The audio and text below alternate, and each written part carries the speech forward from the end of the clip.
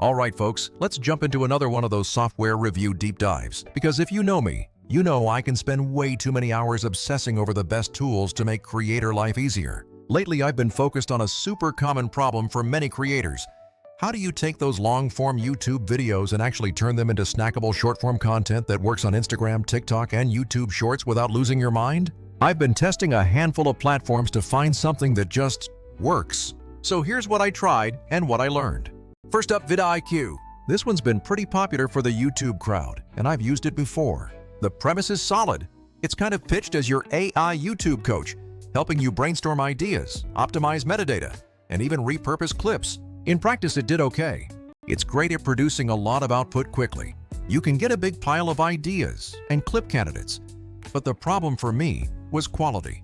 A lot of the text and clip suggestions felt generic or off-target for my voice and audience. It felt like quantity over quality. The ideas feature was neat and sometimes sparked a concept, but most of the content it generated required heavy editing to make it usable. Also, you end up spending time training it to understand what you actually want. And I don't want to babysit the AI for hours. I want it to be smart by default. So vidIQ, useful, but not the turnkey repurposing solution I hoped for. Next, I played with video.ai. At a glance, this one looks like an all-in-one wonderland. Generate videos, write captions, make clips. The marketing promises a lot. But there's a real jack-of-all-trades, master-of-none vibe here. Some features are promising, but the output often missed the mark. The short reels and clips felt clunky or disjointed, like the AI didn't really catch the nuance of the conversation. A bunch of promised features were still behind release or gated, which was annoying. You sign up expecting a suite, and then find half the stuff isn't usable yet. There was also a feature to convert videos into blog posts, which sounded great for SEO, but the actual text was underwhelming. Not great for a creator who cares about polished, repurposed content. I tried using its auto video generation, and honestly, it was disappointing. The clip alignment, pace, and headline choices felt off. Overall, cool concept, but not reliable for the kind of finish I want for my channels. I also checked out a couple other platforms. Some are cluttered, some overpromise. Some require constant upgrades to actually be useful. One platform had a gorgeous interface but no automatic posting. Another produced clips, but you had to export everything and juggle scheduling in another tool.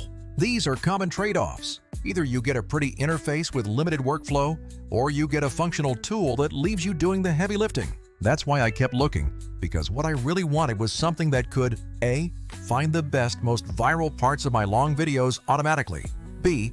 Turn those moments into ready-to-post short clips, and C. Schedule and publish them across platforms without me having to manually export and upload every time. And I ran into Vizard.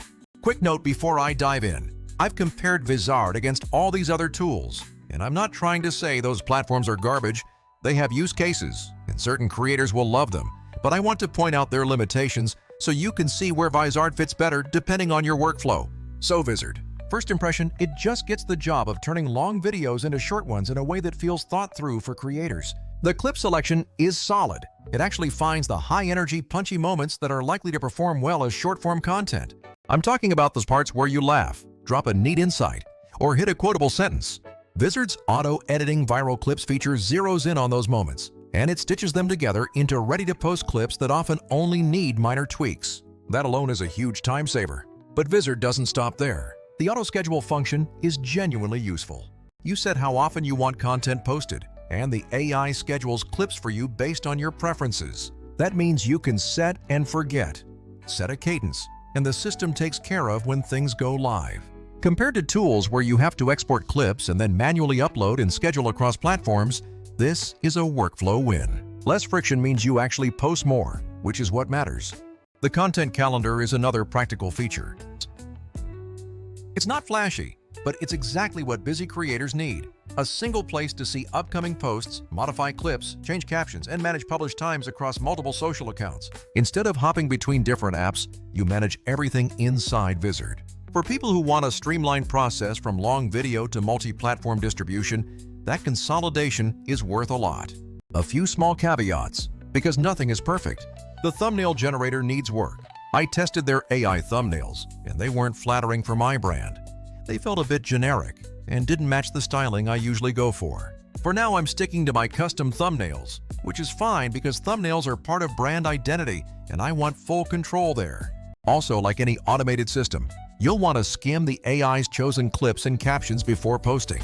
It's impressively accurate, but sometimes it pulls a snippet that needs context or tweaks the caption tone a bit. One detail I appreciated that a lot of other platforms missed: Vizard includes a link back to the full video in the repurposed posts.